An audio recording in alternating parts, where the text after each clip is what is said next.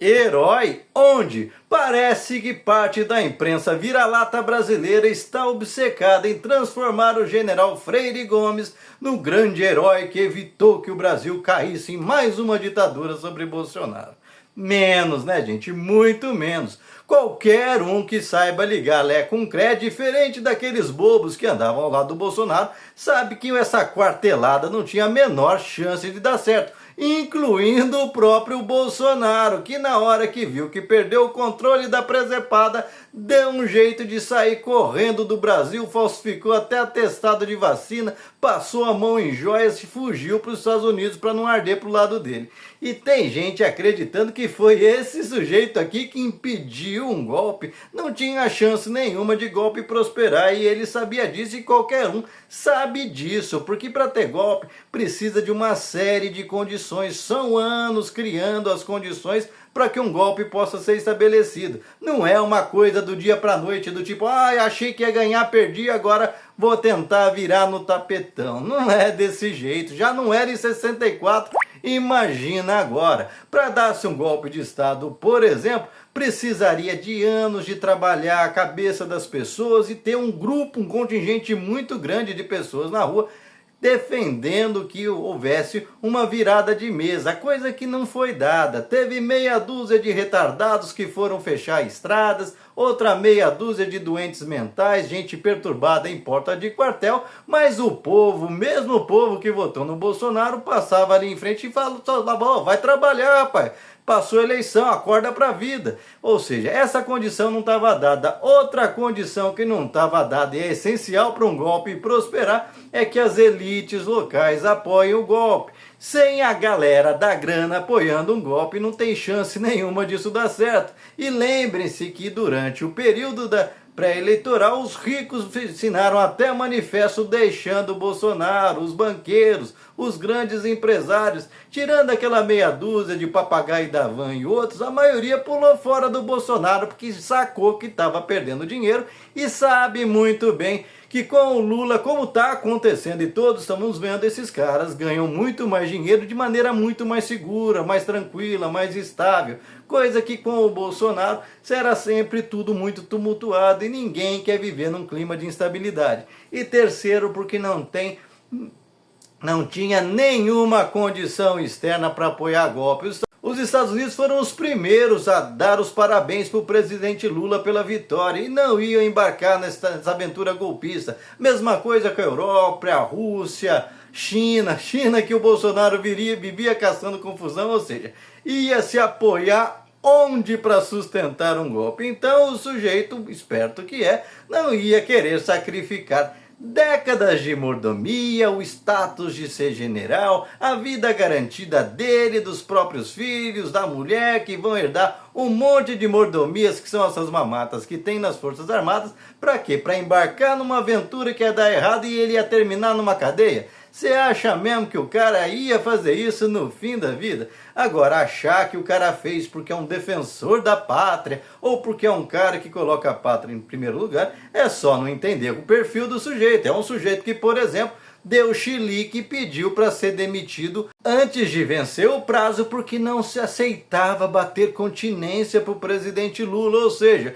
é um insubordinado, porque sendo da reserva, ele também tem que bater continência para o presidente Lula. O presidente Lula é o atual presidente, é o chefe de todas as Forças Armadas do Brasil. Então um sujeito insubordinado desse, arrogante desse, que fez um corpo mole o tempo todo desse, fez corpo mole para aquele monte de gente na porta dos quartéis que ele tinha que ter tirado de lá e ele não tirou. É esse o sujeito que a Rede Globo e companhia, os canais aí, né, liberais, querem vender para nós como se fosse um herói da pátria? Menos, gente, muito menos. O Bolsonaro evitar um golpe que não tem a menor chance de dar certo não é heroísmo, é esperteza. Assim como fez o próprio Bolsonaro, o mito que saiu correndo. Logicamente, isso não tira a responsabilidade do Bolsonaro, que tem que arcar com as consequências de tentar tramar essas coisas, deixar essa instabilidade que ele fica alimentando até hoje, essas teorias conspiratórias.